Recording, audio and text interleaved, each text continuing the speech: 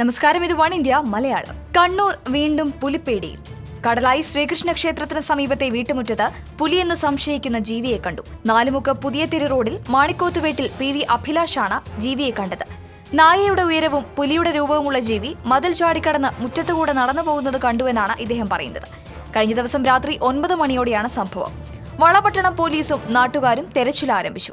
കണ്ണൂർ പള്ളിയാൻമൂലയിൽ കഴിഞ്ഞ ദിവസം പശുവിനെയും കിടാവിനെയും ചത്ത നിലയിൽ കണ്ടെത്തിയിരുന്നു. പുലിയുടെ ആക്രമണത്തിലാണോ പശുവും കിടാവും ചത്തത് എന്ന കാര്യത്തിൽ സ്ഥിരീകരണമില്ലെങ്കിലും സംശയം ശക്തമായിട്ടുണ്ട്. കാസർഗോഡ് നിന്നും അറവശാലയിലേക്ക് ജസീൽ എന്നയാൾ കൊണ്ടുവന്ന വെച്ചൂർ ഇനത്തിൽപ്പെട്ട പശുക്കളാണ് അക്രമത്തിനിരയായി ചത്തത്. പ്രദേശത്ത് നിന്നും പുലിയുടേതെന്ന് സംശയിക്കുന്ന കാൽപ്പാടുകൾ കണ്ടെത്തിയിരുന്നു. വനം വകുപ്പും പോലീസും സ്ഥലത്തെത്തി പരിശോധന നടത്തുകയും ചെയ്തു.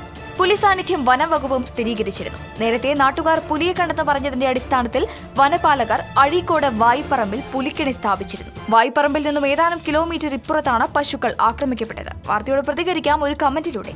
Four latest news, like, share and subscribe to Oneindia Malayalam.